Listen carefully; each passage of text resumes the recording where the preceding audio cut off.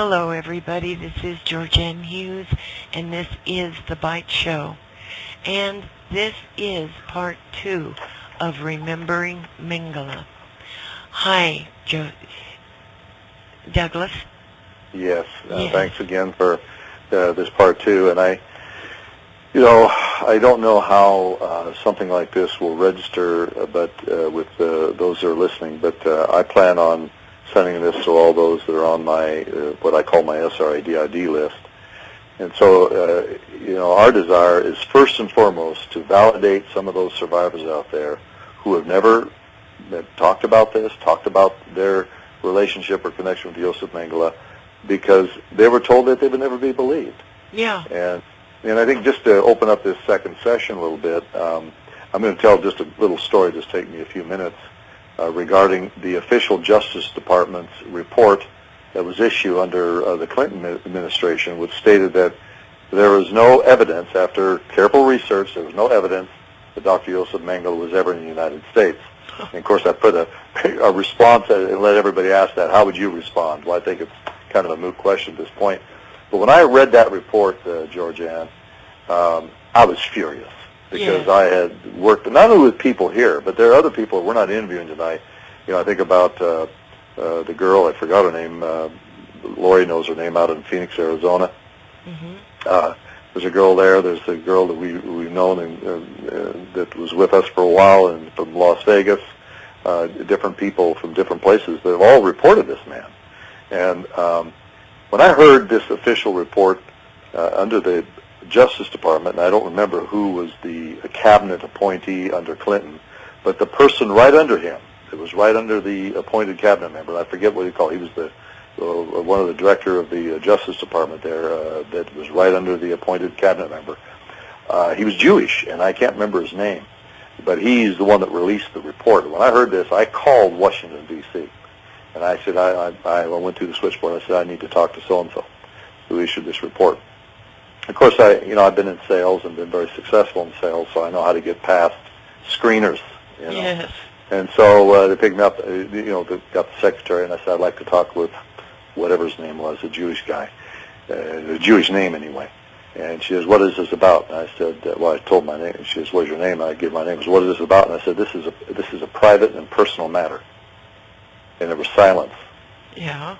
And I said, well, I really need to know what's. I said, no. I said, this is a private personal matter. I need to talk to this man. I stopped and waited.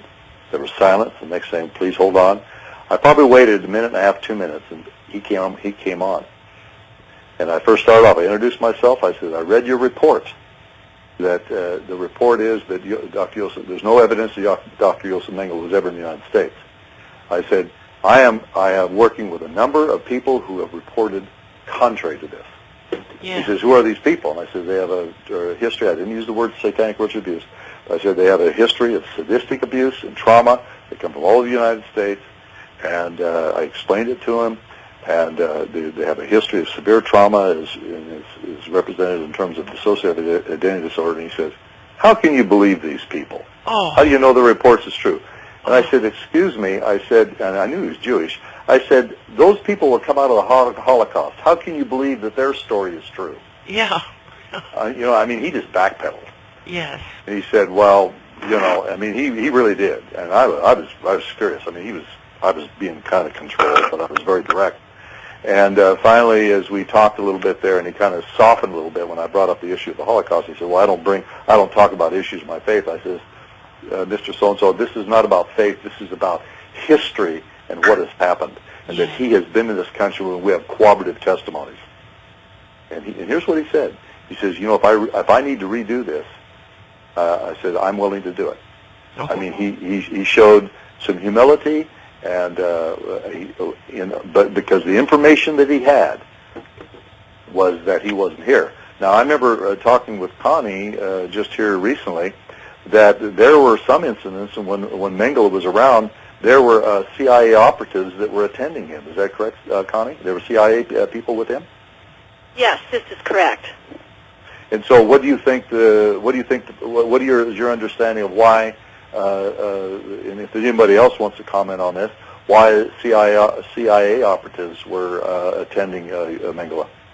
Well, I mean, I don't have probably the whole picture, but the way I see it is, they're working towards one world government and superior race.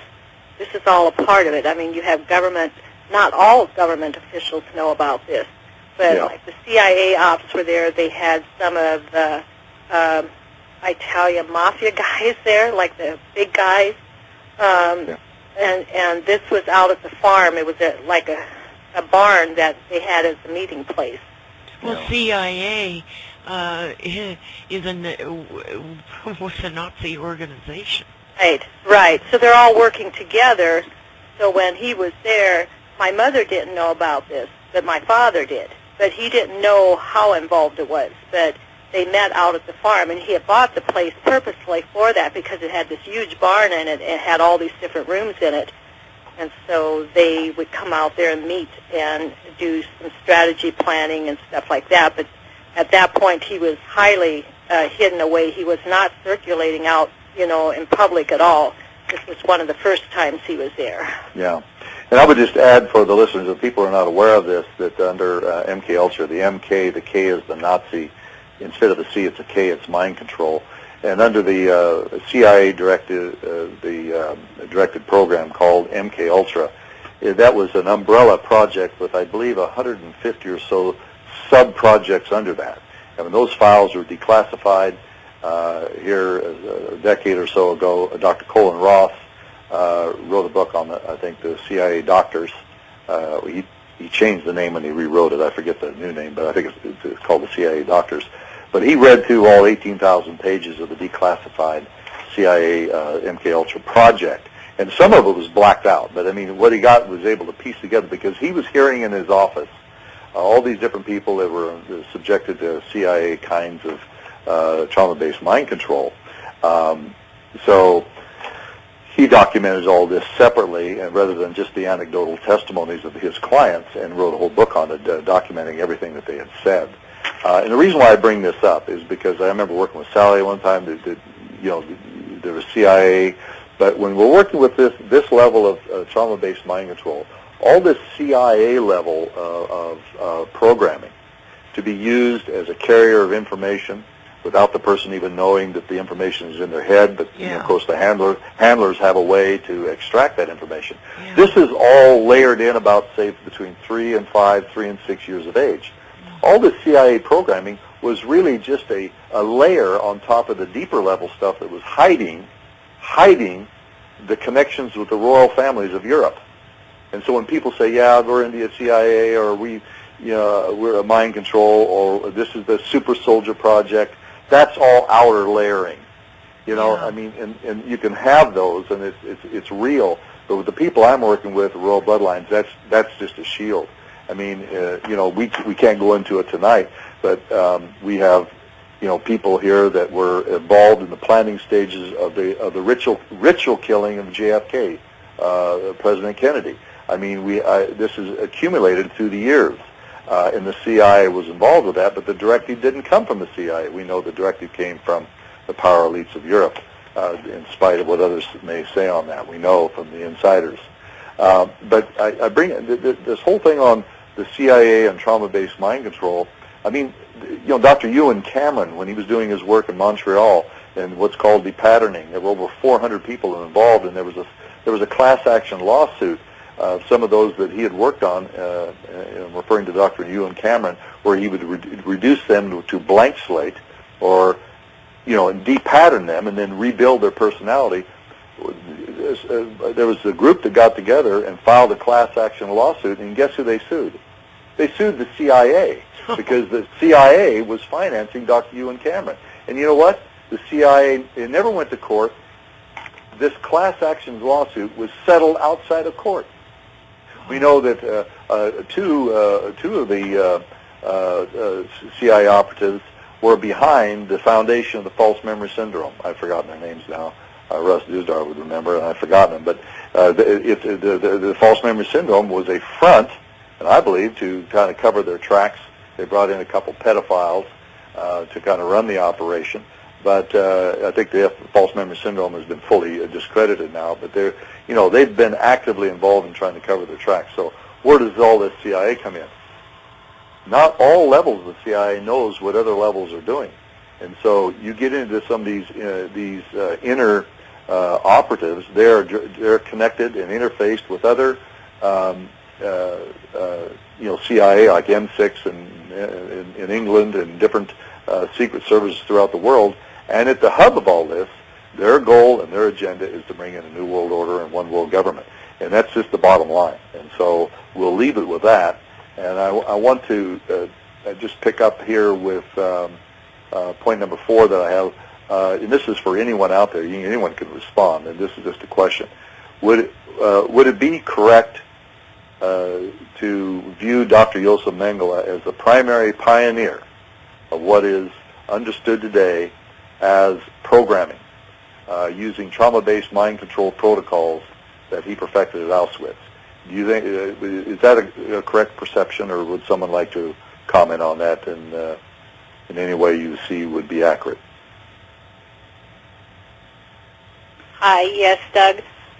Yes, I believe he was the primary pioneer because Auschwitz served as a testing ground, and I believe then through the trauma-based mind control, or because of Auschwitz and his work there, the bloodlines, the royal bloodlines, took note of that and hired him for the project, for the Nephilim project, because that, I believe, is the target that is happening here now in this age, is the Nephilim project. They knew through satanic intelligence where it really wanted to go with the trauma-based mind control. It's not just to take over the world, but Russ Dizdar really documents very nicely about the Black Awakening.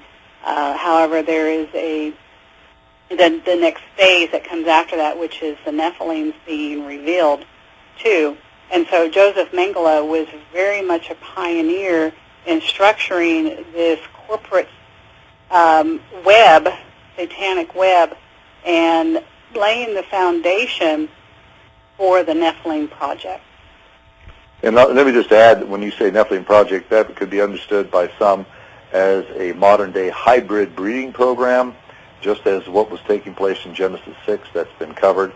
Randy Domain, I just heard him interviewed today by L.A. Marzulli. I'll be contributing to a new book that he is writing on the Nephilim and the Fourth Kingdom, along with Lynn Marzulli. But he was describing that there is today there is a current breeding program that is going on, and he confirms that, Randy Domain. And here's the very interesting thing. I was talking with Lynn Marzulli the day he called, and he mentioned that in his he's doing a Watchers 2 DVD. His Watchers 1 was really excellent. It's got really high acclaim. But then he went to Oklahoma City and he did a filming with Gary Stearman there in Prophecy in the News. And he told me when he was with Gary, one of the first questions he asked him, is there a current, ongoing hybrid breeding program going on today? He said, absolutely yes. Well, and then when he met with, look at Dr. Craig Vintner, what he has done, making synthetic DNA, synthetic chromosomes. Yes. Oh my gosh.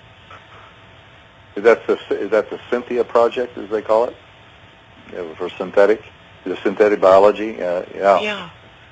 But you know, when I was thinking about this whole hybrid thing, and as I was mentioning, Lynn, he's doing Watchers 2 now, and he's gathering information. So he went and had a meeting with Dr. Chuck Missler, and he asked Chuck Missler straight out, "Do you believe there's a current hybrid breeding program today?" And he says, "Absolutely, I do." You know, and why isn't it open? Why can't we track it down? He says, yes, because it's the mystery of iniquity. It is still hidden. The time of the revealing is not here. 2 Thessalonians 2:4. And so they're all tracking the same way. I mean, I've been invited to speak at this conference in Austin and with Lynn Marzulli and Randy Domain. And after the book has been written, and